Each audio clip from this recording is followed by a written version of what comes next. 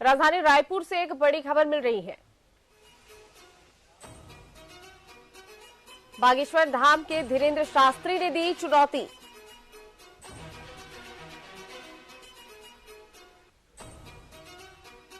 अंधश्रद्धा उन्मूलन समिति के अध्यक्ष श्याम मानव को किया आमंत्रित।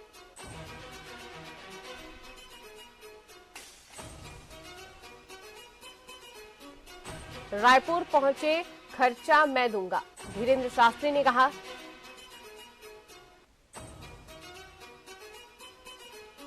मुझे झूठा साबित करके दिखाए, नहीं साबित किए तो गुलाम बनकर रहना होगा।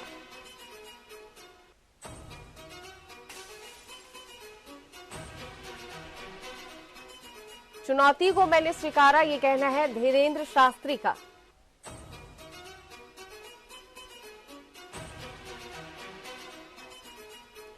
कल के दिव्य दरबार में आए, मुझे बिना बताए।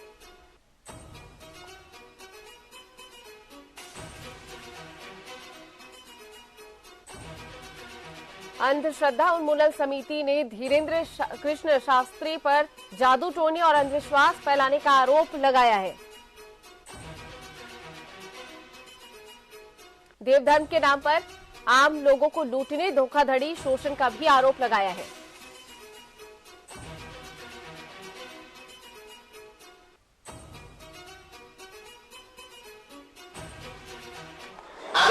चुनौती के लिए आते हैं, आज अगर आ गए होंगे तो अभी स्वीकार हमने कर ली, और चुनौती के लिए आते हैं तो हम उनको कहेंगे तो अगर हमने बता दिया तो उनको जीवन भर हमारा गुलाम होना पड़ेगा। अगर हमने नहीं बताया तो हम अंधविश्वासी बाबा हो गए, और अगर हमने बता दिया माननीय महोदय तो तुम्हें जिंदगी भर पानी भरना पड़ेगा बागेश्वर धाम पर। धीरेन्द्र शास्त्री ने कहा कि मुझे झूठा साबित करके दिखाएं, और झूठा साबित नहीं करने पर चुनौती को मैंने स्वीकारा।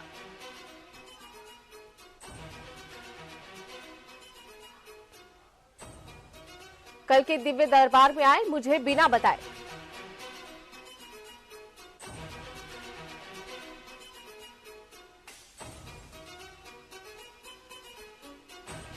अंधश्रद्धा उन्मूलन समिति ने धीरेन्द्र कृष्ण शास्त्री पर जादू टोने और अंधविश्वास फैलाने का आरोप लगाया है।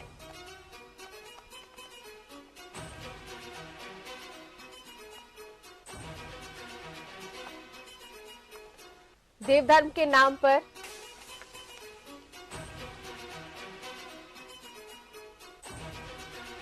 बागेश्वर धाम के धीरेन्द्र शास्त्री ने दी चुनौती। चलिए, इस पर ज्यादा जानकारी के लिए हमारे साथ हमारे सहयोगी राहुल पारली सीधे जुड़ गए हैं। राहुल, बताएंगे कि बागेश्वर धाम ने चुनौती स्वीकार कर ली है। जी बिल्कुल लीना, जिस प्रकार से देखा गया था पिछले दिनों की नागपुर के महाराष्ट्र के नागपुर में श्री राम कथा का आयोजन किया गया था। वह आयोजन 9 दिवसीय था, लेकिन धीरेन्द्र शास्त्री के द्वारा 7 दिवसीय में वापस आया गया। इसी को लेकर के अब बवाल मचता हुआ नजर आया। यह बवाल तब उठा जब सीधे तौर पर जो अंधश्रद्धा समिति के अध्यक्ष हैं, उनके द्वारा धीरेन्द्र शास्त्री पर आरोप लगाया गया है कि वे अंधविश्वास और जादू टोना जैसे को बढ़ावा दिया जा रहा है। इसके साथ ही जो वहाँ के भक्त आते हैं, लोगों को पैसे को लूटने का काम कर रहे हैं। तो इसी को लेकर के अब सीधे तौर पर यह बवाल देश स्तरीय में उठता हुआ नजर आ रहा है। और सीधे तौर पर जो धीरेन्द्र शास्त्री महाराज हैं, उनका कहना है कि मैं चुनौती स्वीकार करता हूं, और वे कथा स्थल पर आए। जब मेरा दिव्य दरबार लगता है तो वे यहाँ पहुंचे और मुझे बिना बताए हुए पहुंचे, और सीधे तौर पर मैं उनको मंच में बुलाऊंगा और उनकी स्थिति और कौन कौन आए हुए हैं, क्या क्या आरोप लगाया गया है, वे क्या क्या कर रहे हैं, किनके साथ कर रहे हैं, इन सभी को खुली चुनौती देते हुए आज धीरेन्द्र शास्त्री नजर आए। राजधानी रायपुर में भी आज दिव्य दरबार का पहला दिन था। इसमें भी देखा गया कि तमाम जो बातें सोशल मीडिया पर उठती थी, इसके साथ में सोशल मीडिया पर जो धीरेन्द्र शास्त्री के दिव्य दरबार के बातें सामने आ रहे थे कि धीरेन्द्र शास्त्री आते हैं और पर्चा बनाते हैं, और पर्चा बनाने के बाद में मंच जो पंडाल के नीचे में किसी भी व्यक्ति को बुलाया जाता है, और वह पर्चा जो है सीधे तौर पर साबित होता हुआ नजर आता है।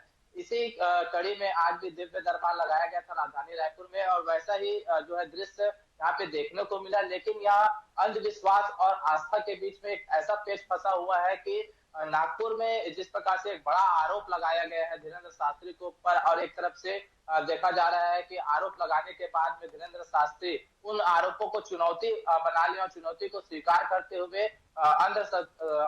अंधश्रद्धा जो समिति के अध्यक्ष को यहाँ बुला रहे हैं और उनकी पोल खोलने की बात कर रहे हैं। और धीरेन्द्र शास्त्री का एक बड़ा बयान सामने आया है कि अगर अंधश्रद्धा के समिति के द्वारा मुझे अगर झूठा साबित किया जाता है तो मैं उनके जैसे हिसाब से मैं काम करूंगा। अगर मुझे झूठा साबित नहीं किया जाता है तो अंधश्रद्धा जो समिति होंगी, उनके सदस्य होंगे और उनके जो अध्यक्ष होंगे, वे जिंदगी भर के लिए मेरा गुलाम बनेंगे। तो कहीं ना कहीं यह एक बड़ा चैलेंज सामने आ रहा है। और ये अंधश्रद्धा के द्वारा जो आरोप लगाया गया है, आरोप लगाना एक तरफ से आसान दिखाई दे रहा है, लेकिन जिस प्रकार से चुनौती दिया जा रहा है, कल राजधानी रायपुर में बुलाया जा रहा है, तो कहीं ना कहीं अगर अंधश्रद्धा के समिति के कमेटी के अध्यक्ष हो या सदस्य यहाँ पहुंचते हैं, तब देखना होगा कि वाकई यह सत्यता जो है कितनी साबित होती है। क्या एक तरफ से आरोप को सुर्खियों में बटोरने के लिए यह बात सामने लाई थी कि वाकई में धीरेन्द्र शास्त्री जो है सत्यता साबित होते हुए नजर आ रहे हैं। जी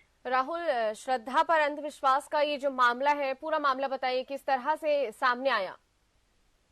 देखिए, नागपुर में श्री राम कथा का आयोजन किया गया था। उसके दौरान जो है दिव्य दरबार भी लगाने की जो बात सामने धीरेन्द्र शास्त्री के द्वारा कहा जाता है, वही बात सामने रखा गया था। लेकिन जिस प्रकार से 9 दिन के जो श्री राम कथा होने थे, उस बीच में दिव्य दरबार की बात सामने आती है, तो उसी को लेकर के खुला चैलेंज सामने आया था कि धीरेन्द्र शास्त्री जो है अंधविश्वास फैला रहे हैं। और ये जो चैलेंज किए थे वे अंधश्रद्धा समिति के अध्यक्ष श्याम राव ने किया था। तो श्याम राव ने सीधे तौर पर चैलेंज किया। इसी बीच अचानक से सामने आया कि धीरेन्द्र शास्त्री की जो कथा है उसे 2 दिन टाल दिया गया है। 2 दिन पहले ही वे राजधानी के लिए रवाना हो गए। तो यही बवाल सामने आया कि जो अंधश्रद्धा के समिति के जो श्याम राव अध्यक्ष हैं, उन्होंने खुली तौर पर चुनौती दी थी। उन्हीं चुनौती को देखते हुए जो धीरेन्द्र शास्त्री महाराज हैं वे भागते हुए नजर आए। ऐसा बड़ा आरोप जो है उनके द्वारा लगाया गया था। इन्हीं आरोपों को लेकर के यहाँ जो है मामला सामने आ रहा है। सीधे तौर पर जो आरोपों का दौर चलता हुआ नजर आ रहा है, लेकिन एक तरफ से अगर आस्था की बात की जाए